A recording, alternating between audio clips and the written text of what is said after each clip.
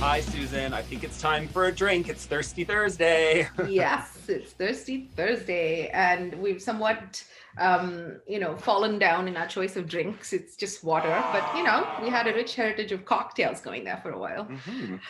So we like to get together on Thursdays to chat out what's thirsty on the interwebs. And if you followed us for a while, you know that we started calling this the 4 p.m. report after show.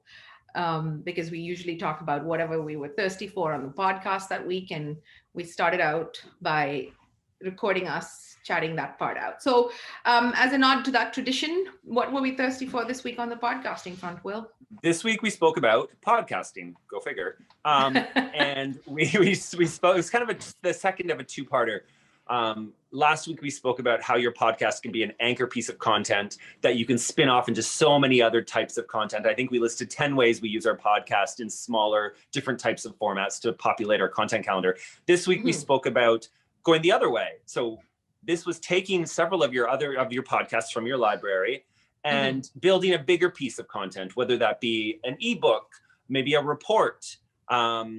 We actually are in the middle of working on a book, and we've been going back through all of our podcasts and finding so much good material there that we, can bring to the creation and writing of the book. So yeah, if you want to see how you can use your podcast in a bigger, brasher, bolder way, listen to this week's episode. Yeah, and there are quite a few examples. Maybe they're obvious to us in the marketing world, but there are examples of people who've converted their podcast successfully to larger bodies of work like books and such. So it's definitely worth thinking about and honoring the work that you've put into your podcast, especially if you've done over 50 episodes or so. There's pattern, there's deep research that's available there, and it's worth being thirsty for. Great. So let's get into the fun hits and misses in the marketing world this week. I want to start off by talking about, it's a few days old now, the news. Budweiser announced they're not advertising at the Super Bowl. They've been doing it for 37 years. They're one of the, create memorable spots. This year, they want us to think about the bigger picture. And I think this is a signal of what a lot of big brands are going to be doing and saying this year, saying that, millions and millions of dollars spent at the Super Bowl maybe could go to something else. So they announced the money they would have spent is going to a vaccine awareness campaign by, I think it's the Ad Council of America. And it's not that they're giving up for everything. They are talking about how, there's a bigger picture. We'll see you next year. This year, there might be more important things to be funneling this type of money to. So I thought that was neat. Yeah, brands talk about purpose over profit a lot, and the actions I think matter a lot. And this was a good decision. And very cool. I was impressed by it. What else were we talking about? What else caught our eye this week? You wanted to talk about intellectual property. Oh, yes. Yes. But like we've talked about over and over again, the full mass exodus online and everyone sort of trying to replace the in-person events with communicating in different ways in the digital world has come like a speed of creation of content, right? I mean, I think people are creating a lot of material regularly. They're sharing stuff with each other. They're sharing one another's material. And this is all great. This is kind of what you would do if you were in person. But I think where it gets a bit murky is some of the ownership details. So you'll see images online of, I don't know, like an old Apple campaign. And then you'll see someone else bitch slapping that image, being like, "Well, if I had the right to use that old Apple campaign, I would have done so too." So there's some sort of schools of thought around that. It's not the easiest thing to find definitive answers to online.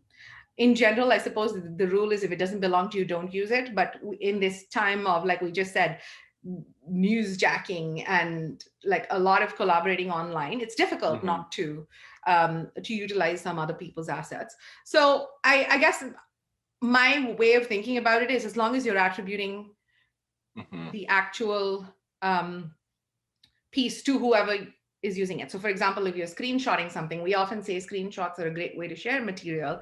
If you're screenshotting something, make sure the source is visible and make sure you're like citing the source, which is kind of journalism 101, I guess, but it's worth practicing.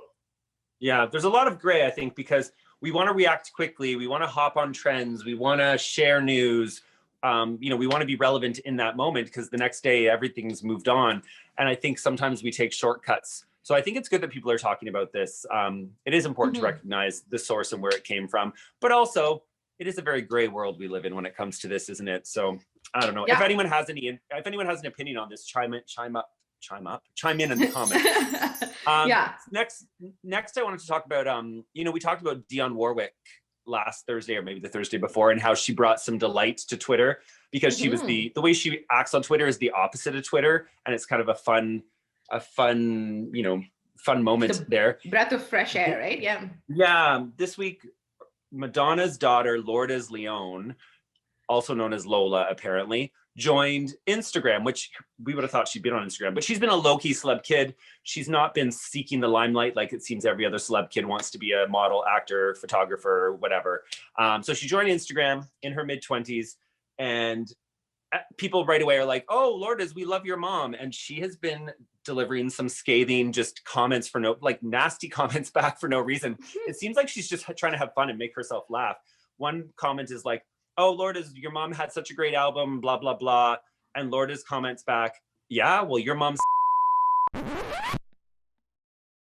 and it's actually just silly and stupid and childish, but everybody was talking about it because it was so the opposite of what you expect someone coming on Instagram to want to nurture their followers and fans and sycophants, and Lourdes is just having none of it. So I think some comments have been taken down. Maybe she's had a sober second thought on this strategy, but it was enjoyable, Susan. You should check it out and see if there's any fun comments that you enjoy there. High entertainment value there.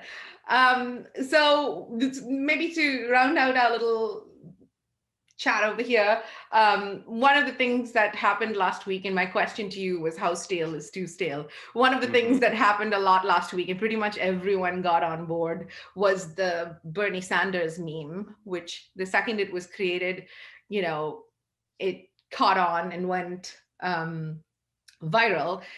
Good for Bernie Sanders and his team. They managed to seize the moment and create that line of product, which got sold out, and it was, what was it donated to?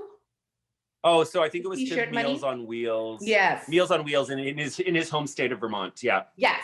So that was great. And then I remember a couple of large marketing voices talking about, like, if you haven't said anything about it yet, then stop. Don't be the guy who puts something out like tomorrow kind of thing, which is funny. But yeah, there have been some people who are still doing it. And there's still like memes and spin-off memes and spin-off of spin-off memes. So how stale is too stale, Will? Yeah, you know what? I think we were all sick of this a few days after because everybody hopped on this hard. They went hard, they went deep. Everybody was doing it. So in that case, if you haven't hopped on in the first day or two, then let this one pass you by. It's okay. Yeah, it's totally fine because, but like we said, a part of the needs of something like newsjacking is being able to do it fast. And if your team can't pull it off, or you need too many layers of like decision by committee, then just drop it. Yeah, you got it. Okay, I think that is everything we wanted to talk about, Susan, and I think we made it in time under our 10-minute limit. So thank you very much for talking with me today. Bye.